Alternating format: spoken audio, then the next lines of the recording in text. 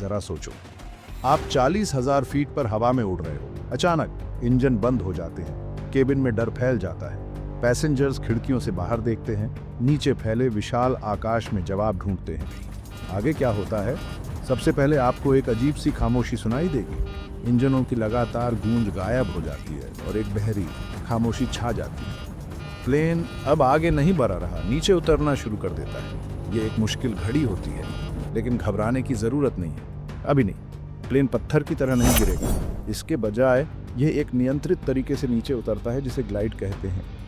Pilots इन स्थितियों के लिए पूरी तरह प्रशिक्षित होते हैं। सुरक्षित लैंडिंग की जगह ढूंढने के लिए पूरी कोशिश करेंगे। उनकी कुशलता और तेज सोच बचने के लिए जरूरी है।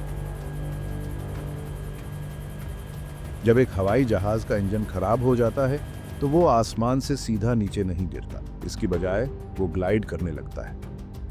इसका मतलब है कि प्लेन अपनी आगे की गति और अपने पंखों से बनने वाले लिफ्ट का इस्तेमाल हवा में बने रहने के लिए करता है और धीरे धीरे नीचे उतरता है। एक पक्षी के आसमान में उड़ने के बारे में सोचो, वो अपने पंख लगातार नहीं फड़फड़ाता।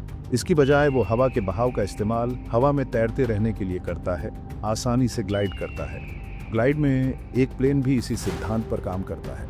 पायलट्स प्लेन के पंखों का एंगल बदलकर लिफ्ट बनाए रखेंगे और नीचे उतरने की गति को नियंत्रित करेंगे। मकसद होता है ज्यादा से ज्यादा देर तक हवा में बने रहना, ताकि प्रॉब्लम को ठीक करने या लैंडिंग के लिए सही जगह ढूंढने का समय मिल सके। पायलट्स इंजन फेल होने की स्थिति के लिए कड़ी ट्रेनिंग लेते हैं। उनकी ट्रेनिंग अपने आप काम आती है। पहली प्राथमिकता होती है हवाई जहाज पर नियंत्रण बनाए रखना और उसे स्थिर रखना। वे एक निश्चित प्रक्रिया का पालन करते हुए इंजनों को दोबारा चालू करने की कोशिश करेंगे। अगर इंजन फिर भी चालू नहीं होते तो ध्यान लैंडिंग के लिए सुरक्षित जगह ढूंढने पर जाता है। ये एक एयरपोर्ट, एक मिलिट्री बेस या हाईवे का एक सीधा हिस्सा भी हो सकता है। बातचीत बहुत ज़रूरी है। पायलट्स एयर ट्रैफिक कंट्रोल से संपर्क करेंगे, उन्हें स्थिति के बारे में बताएंगे और मदद मांगेंगे। एयर ट्रैफिक कंट्रोलर्स हवाई क्षेत्र को खाली कराएंगे और संभावित लैंडिंग स्थलों के लिए मार्गदर्शन प्रदान करेंगे। 40,000 फीट पर इंजन फेल होने का नतीजा कई बातों पर निर्भर करता है।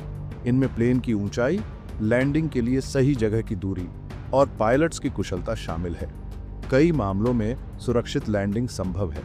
पायलट्स ने बिना इंजन पावर के कई बार प्लेन को सफलतापूर्वक लैंड कराया है, जो दबाव में अद्भुत कौशल और धैर्य दिखाता है। हालांकि दूसरे नतीजे भी संभव हैं, जिनमें पानी पर लैंडिंग या सबसे खराब स्थिति में क्रैश होना शामिल है। पानी पर लैंडिंग बहुत खतरनाक होती है, लेकिन सही तैयारी और थोड़े से भाग्य से बचाव संभव है। यात्रियों को लाइफ जैकेट पहनने और टकराव पर चोटों को कम करने के लिए ब्रेस्ट पोजीशन में बैठने का निर्देश दिया जाता है। लैंडिंग का सबसे उल्लेखनीय उदाहरण गिमली ग्लाइडर की कहानी है। 1983 में एयर कनाडा फ्लाइट 143 का ईंधन गणना में गलती के कारण 41,000 फीट पर ईंधन खत्म हो गया।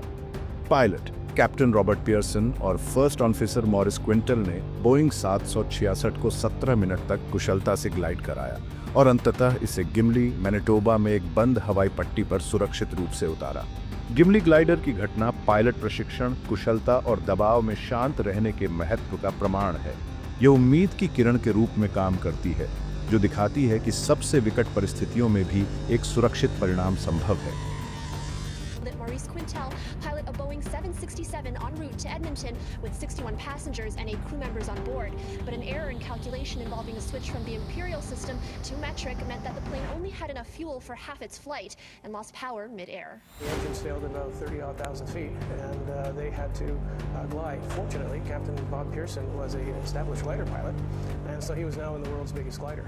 Winnipeg was too far away, but co-pilot Quintel happened to train in Gimli, Manitoba, and was able to advise Pearson that there were runways long enough. जहां कमर्शियल हवाई जहाज उस ईंधन पर निर्भर करते हैं, वहीं मिलिट्री हवाई जहाजों के पास एक बड़ा फायदा होता है: हवाई रिफ्यूलिंग। यह तकनीक विमानों को बीच हवा में ईंधन प्राप्त करने की अनुमति देती है, जिससे उनकी रेंज और क्षमता बायचत जाती है। हवाई रिफ्यूलिंग में 2 विमान शामिल होते हैं, एक टैंकर विमान जिसमें होज और ड्रॉग होते हैं और एक रिसीवर विमान।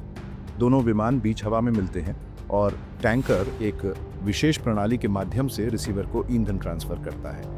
हवाई रिफ्यूलिंग के 2 मुख्य तरीके हैं: फ्लाइंग बूम मेथड और probe and drogue method. Flying boom method ईंधन ट्रांसफर करने के लिए टैंकर विमान पर एक बूम ऑपरेटर द्वारा संचालित एक कठोर टेलीस्कोपिंग बूम का उपयोग करता है।